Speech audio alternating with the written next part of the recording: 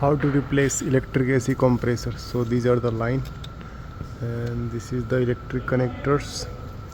This is the 48 volt operated by AC compressor. So this compressor without rebuilt we are using.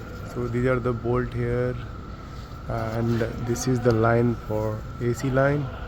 So first of all, just we have to, so here is the location. Before touching anything, just to remove the 12 volt starter battery negative terminal, then start the job. So I disconnect these connectors, and now I connect this electrical supply lines. This both negative and positive is a 48 that connected to 48 volt battery, and then we have to disconnect this AC low pressure line. Now we have 3 volt for this compressor. Just move one side, and this is the low pressure line that this one coming to evaporator to condenser. So I disconnected this one. Now I have 3 volt for this compressor.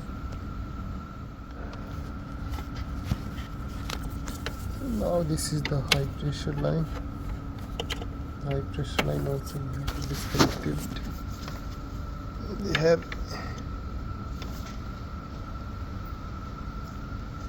this is the volt for high pressure line.